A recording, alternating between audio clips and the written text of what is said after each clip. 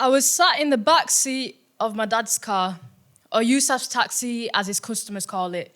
Stared out the window, thinking of how strangers fill my father's car with more stories and laughter in one day than I have shared words with him all week.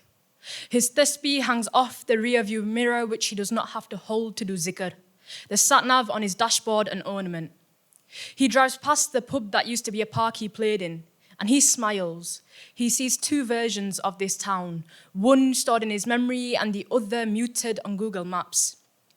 His customer stories leave a print on his memory foam seats, and his mind absorbs them too.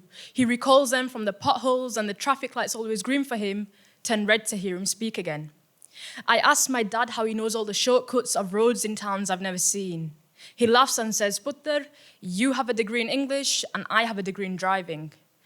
We pass the corner shop, the playground, the kid screams, and I hear, "I bet your dad's a taxi driver." Taxi driver, taxi driver. They run laps around the playground, closing in on me. I think of how they'd rather see a taxi driver than a profanity. As my words begin to formulate, they vanish like his diesel emissions. I say, "Yeah, my dad drives. He does do taxi. That doesn't mean I get free lifts, but all he does is lift me. It means I hid his job and livelihood in a cab-sized shadow of shame. I made him wait outside of parents' evenings and took my sister instead. Would have rather swallowed shame and guilt than to walk with him because his slight limp and worn-out shoes said more words in English than he could spew. But I would still chew and swallow the dal his money put on a plate for us.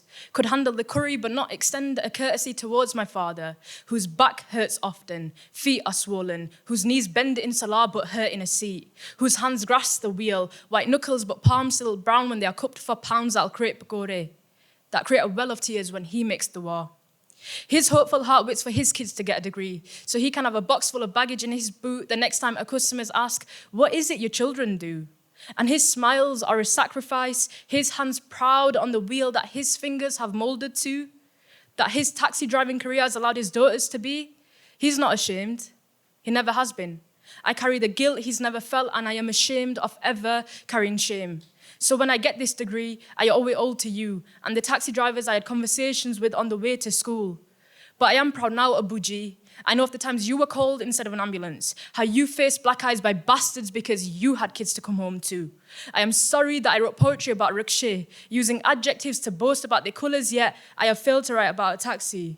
But that I am proud to be a taxi driver's daughter, and I tell every Uber driver that my dad does taxis too, and they feel at ease because I don't care whether their kids have a degree.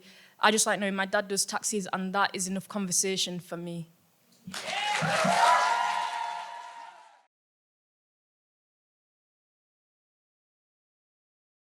Thank you for watching this video. If you enjoyed it, then please help us share it with more people by clicking the like button down below.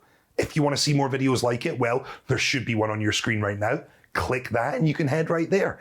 Or you can subscribe to the channel. Make sure to ring the bell icon for notifications and you will never miss another video we put out. If that's not enough for you, well, good news. We have over 50 full-length Loud Poet shows that you can get access to, either by joining us over on the Patreon page or by becoming a member right here on YouTube. All you need to do is click the join button down below. Thank you for watching, and we will see you again next time.